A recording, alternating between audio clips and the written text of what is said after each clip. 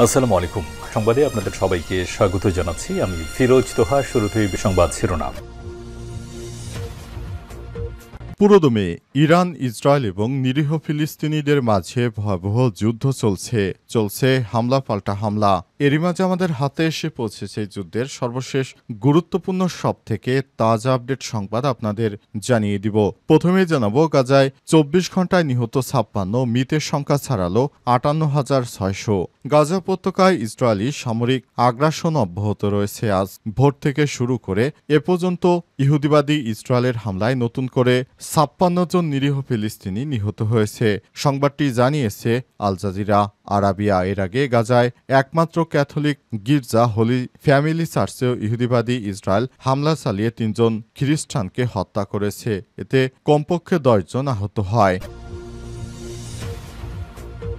এরপর জানাবো, ট্রাম্পের শরীরে ধরা পড়ল ক্রোনিন ভেনাস ইনসাফিসিয়েন্সি রোগ, যা জানালো হোয়াইট হাউস। যুক্তরাষ্ট্রের প্রেসিডেন্ট ডোনাল্ড ট্রাম্পের ২ পায়ে সাম্প্রতিক ফোলা নিয়ে পরীক্ষা নিরীক্ষার পর ক্রোনিন ভেনাস ইনসাফিসিয়েন্সি নামক এক শারীরিক সমস্যায় আক্রান্ত হয়েছে ডোনাল্ড ট্রাম্প, এমনটাই জানিয়েছে হোয়াইট হাউস। এদিকে ইহুদিবাদী ইসরায়েলকে রক্তপিপাসু আখ্যা দিয়ে এরদোয়ানের হুঁশিয়ারি। সিরিয়াকে ভাঙতে দেয়া হবে না বলে হুঁশিয়ারি দিয়েছে তুরস্কের প্রেসিডেন্ট রিসেপ তাইপ এরদোয়ান। তিনি বলেছেন, ইসরায়েল একটি সন্ত্রাসী রাষ্ট্র। সিরিয়ার দ্রুজ জনগোষ্ঠীকে রক্ষার অজুহাতে তারা দেশটির সীমান্তবর্তী অঞ্চলে হামলা চালাচ্ছে।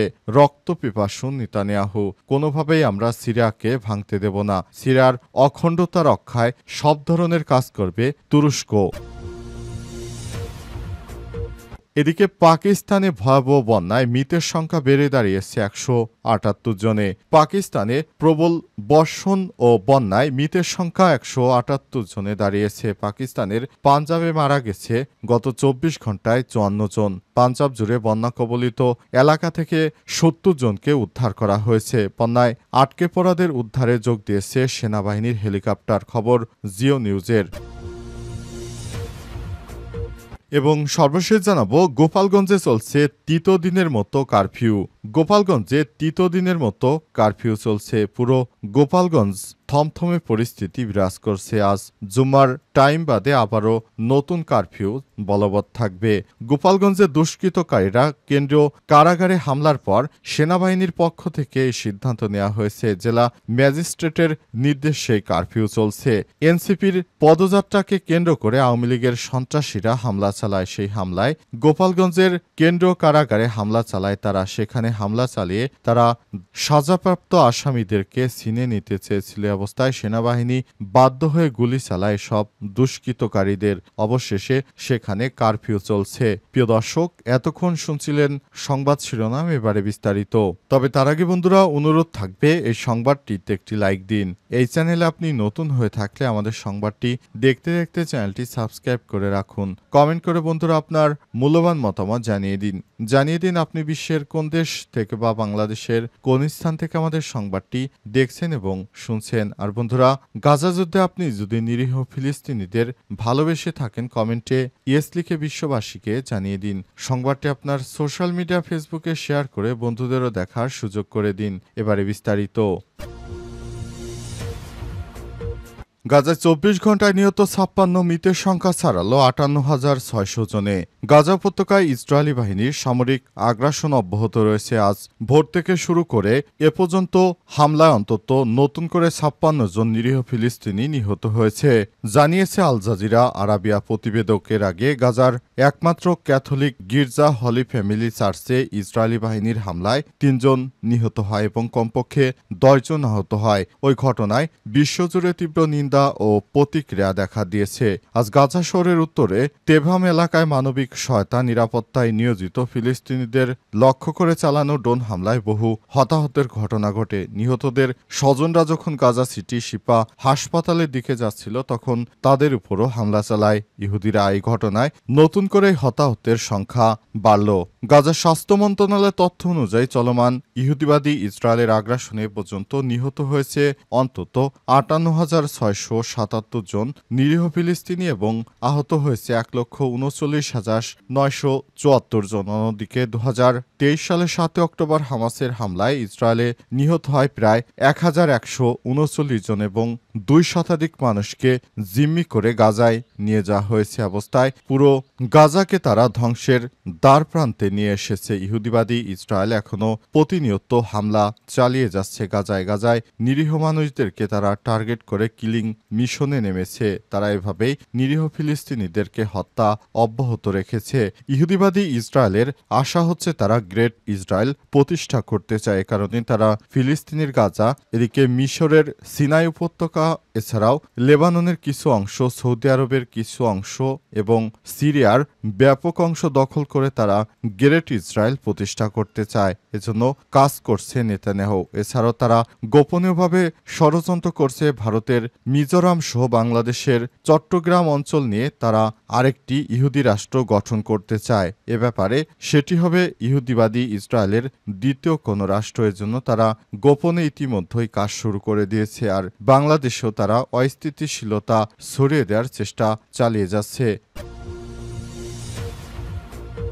ট্রাম্পের শরীরে ধরা পড়ল ক্রমিক ভেনাস ইনসাফিসিয়েন্সি রোগ, যা জানালো হোয়াইট হাউস। যুক্তরাষ্ট্রের প্রেসিডেন্ট ডোনাল্ড ট্রাম্পের 2 পায়ে সাম্প্রতিক ফোলা নিয়ে পরীক্ষা নিরীক্ষার পর ক্রনিক ভেনাস ইনসাফিয়েন্সি নামক এক শারীরিক সমস্যা আক্রান্ত হয়েছেন তিনি, এমনটা জানিয়েছে হোয়াইট হাউস। স্থানীয় সময় আজ প্রেস সেক্রেটারি ক্যারোলিন লেভিট প্রেসিডেন্টের চিকিৎসায় ক্যাপ্টেন শন বারবারের লেখা একটি চিঠি পড়ে শোনানিতে বলা হয়েছে 79 বছর বয়সী ট্রাম্প সম্প্রতি 2 পায়ের নিচের অংশে হালকা ফোলা উপসর্গ অনুভব করছিলেন, যার পরিপ্রেক্ষিতে তার একটি পূর্ণাঙ্গ শারীরিক পরীক্ষা করা হয়, যার মধ্যে ছিল রক্তনালীর পরীক্ষা বা ডপলার আল্ট্রাসাউন্ড।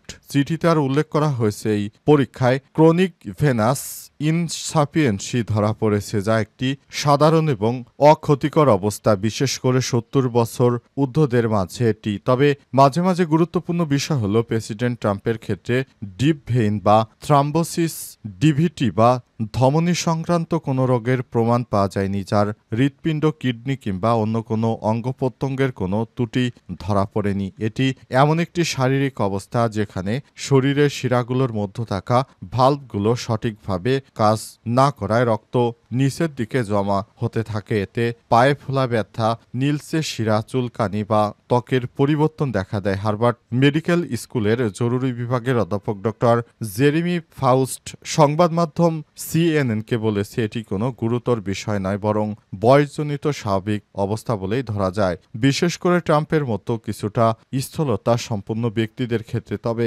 চিকিৎসকরা এটিও বলেছে যে এই ধরনের লক্ষণ অন্যান্য গুরুত্বপূর্ণ রোগের ইঙ্গিত হতে পারে, তাই সতর্কতামূলকভাবে ট্রাম্পের হার্ট, ফুসফুস ও কিডনি পরীক্ষা করা হয়েছে। ইসরায়েলকে রক্তপিপাসু আখ্যা দিয়ে এরদোগানের হুঁশিয়ারি। সিরিয়াকে ভাঙতে দেওয়া হবে না বলে হুঁশিয়ারি দিয়েছে তুরস্কের প্রেসিডেন্ট রিসেপ তাইপ এরদোয়ান। তিনি বলেছেন, ইসরায়েল একটি সন্ত্রাসী রাষ্ট্র। সিরিয়ার দ্রুজ জনগোষ্ঠীকে অজুহাত বানিয়ে দেশটির সীমান্তবর্তী অঞ্চলে হামলা চালাচ্ছে রক্তপিপাসু ইসরায়েল। আজ তুরস্কের রাজধানী আঙ্কারায় মন্ত্রিসভার বৈঠকের পর এরদোয়ান এসব কথা বলেছেন খবর বার্তা সংস্থা আনাদুলুর। তিনি আরও বলেছেন, সিরিয়ার বিভাজন কখনোই মেনে নেবে না তুরস্ক। আজ যেমন আমরা সিরিয়ার বিভাজন বা টুকরো টুকরো হওয়ার বিরুদ্ধে ছিলাম, আজও আগামীকাল তেমনিভাবে থাকব। সিরিয়ার অখণ্ডতা রক্ষায় আমরা দৃঢ়প্রতিজ্ঞ। তুরস্কের প্রেসিডেন্ট অভিযোগ করে আরও বলেছেন, গত 2 দিন ধরে ইসরায়েল দ্রুজদের অজুহাতে তার দস্যুভিত্তিক সিরিয়া নিয়ে যাচ্ছে। প্রেসিডেন্ট এরদোয়ানের মতে তারা ইসরায়েলের উপর ভরসা করছে, তারা শীঘ্রই বুঝবে তারা বড় ধরনের ভুল করছে। তিনি আরও বলেন, ইসরায়েল আইনের তোয়াক্কা না করা, সীমাহীন উদ্ধৃত, নিয়ম ভঙ্গকারী, নীতিহীন, অহংকারী, লুটপাটকারী, রক্তপিপাসু সন্ত্রাসী রাষ্ট্র। এরদোয়ান আরও বলেছেন, সিরিয়ায় স্থিতিশীলতা শুধু সে দেশের জন্য নয়, বরং আশপাশের সব দেশের জন্যই শান্তি বয়ে আনবে। আর যদি তা না হয় তাহলে সবাইকে এর বোঝা টানতে হবে। তিনি আরও বলেছেন, যারা নিপীড়ন ও হত্যাযজ্ঞের মাধ্যমে নিজেদের ভবিষ্যৎ নিরাপদ করতে চায় তারা যেন এটা মনে রাখে যে তারা এই ভূমিতে অতিথি, কিন্তু আমরা এই ভূমির প্রকৃত বাসিন্দা। ইহুদিবাদী ইসরায়েলকে এবার সময় এসেছে শিক্ষা দিতে হবে। গোপালগঞ্জে চলছে তৃতীয় দিনের কারফিউ। গোপালগঞ্জে চলছে তৃতীয় দিনের মতো কারফিউ। আজ সন্ধ্যা ৬টা পর্যন্ত চলমান কারফিউ থাকার পর অবশেষে কখন কারফিউ শেষ হয় সেটি এখনও বলা যাচ্ছে না। আজ জারি করা কারফিউ ৩ ঘন্টা শিথিল থাকবে শুধুমাত্র দুপুর ২টার দিকে। এছাড়াও সারাদিনই সেখানে কারফিউ থাকবে বলে জানা গেছে। গোপালগঞ্জের রাস্তায় সাধারণ মানুষের উপস্থিতি অনেকটাই কম। তবে দুষ্কৃতকারীরা এখন অনেকেই ঢাকার দিকে পালিয়ে গেছে এমন অভিযোগ পাওয়া গেছে।